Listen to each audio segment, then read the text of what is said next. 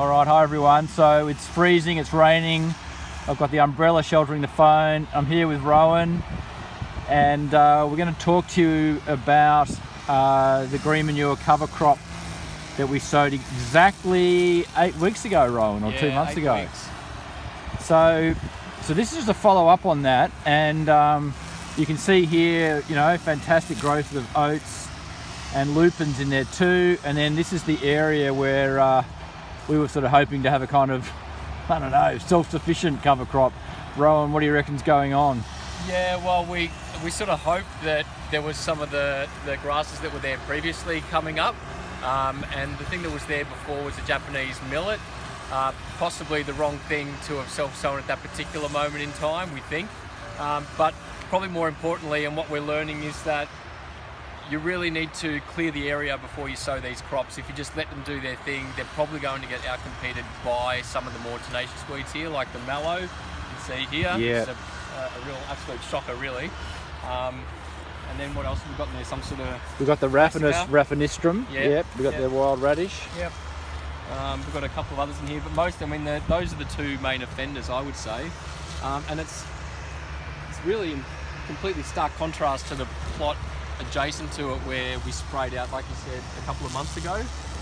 And we let that die down. I think you probably mentioned that already. And so probably 10 days to 2 weeks after we sprayed it out with glyphosate, evil glyphosate. Yeah. We sowed straight in, and we just got fantastic coverage.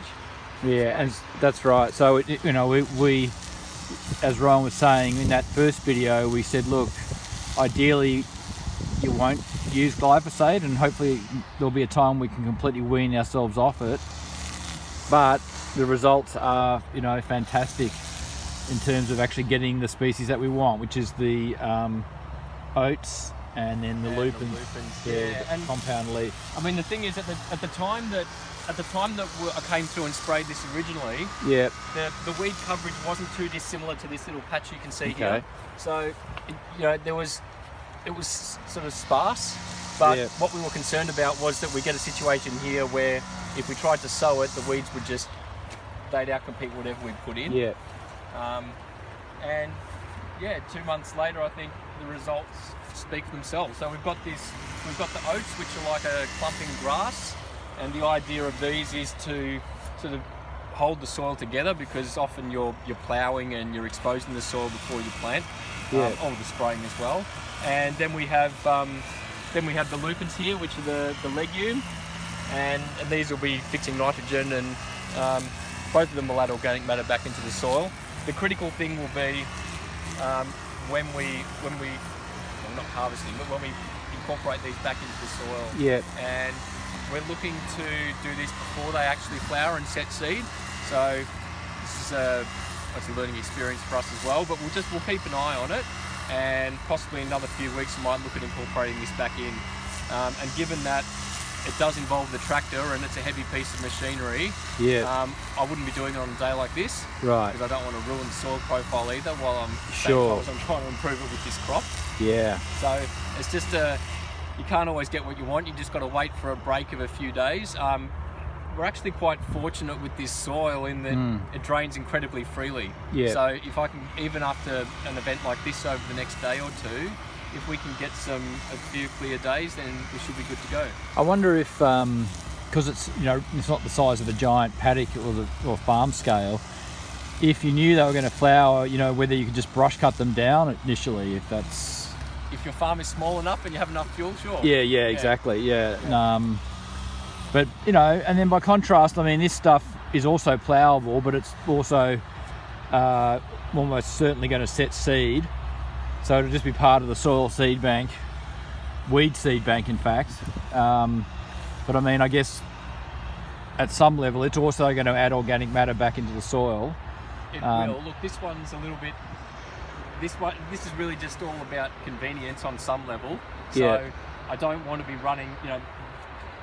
This really shouldn't be left in this state. We shouldn't have got this far. But what I'd like to do is just run the tractor over this whole area once. So I don't want to have to do this and then that one. So I'm copping this for the sake of this at the moment. Gotcha. But it's not what you'd usually do. I'd never let it get to this stage. No. Interestingly, there's a few things that have snuck in there. I think we said this at the time, there's some broad beans lurking somewhere. Where have they gone? I saw them just before. Anyway, there's a leek. Are there any manual tools that you could use for keeping this stuff down? What were those old sort of A scythe. scythe? Yeah, like in a Bruegel painting or something. Yeah. Oh, here we go. Yeah. Here we go, here they are. Actually, they're flowering already, wow. Yeah. So, yeah, maybe, yeah, oh, a bit of rust on them as well. And this is, you know, the place where we ordered these seeds from. Made some recommendations about what we could plant. Right. But once this crop's been incorporated in, possibly another few weeks, where mid-June, there's nothing to say that we couldn't go push another crop of these, or possibly plant something like the broad beans across the area. Well, that's the thing too. I mean, because this is a, you know, if the subject runs next year, the student plots will be here.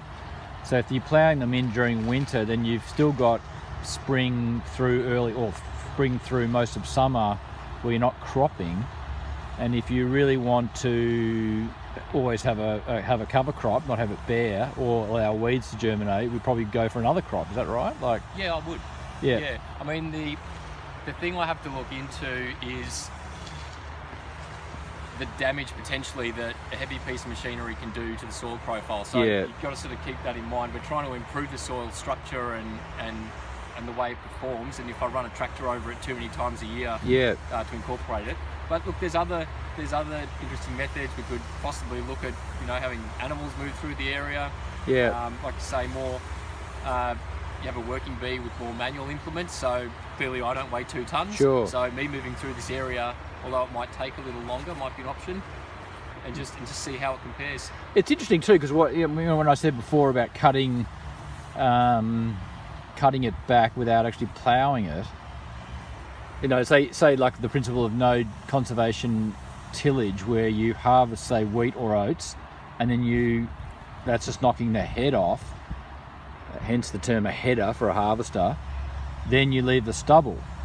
Yeah. So that would be an option. We're literally workshopping thinking out loud here. Yeah, well, I mean, while we're doing that then, I mean, there's nothing, you know, if I look over there, we've got a big lot of weed mat.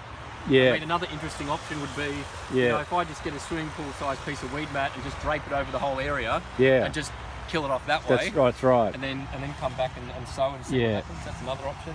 But anyway, one of the really profound lessons from any work in this field station is that once you have billions of seeds in the soil, they're just part of the reality that you're dealing with. I mean, you know, it's either chemicals, heavy mulching, whether that's plastic or organic, synthetic or organic, or it's physical labour. Yeah, that's think your life. This size area, more livestock. Is probably suitable. Is manageable for physical labour, I think, and certainly for 1 or 2 people, it's certainly manageable. You may only put aside a day or 2 for the tractor work and the sowing, and many hands make light work. But if you had 3 or 4 of these, then maybe you'd be pushing it. That's right. All right. Well, thanks, Rowan. I'll just give my arm a break before it falls off. Yes. Cheers.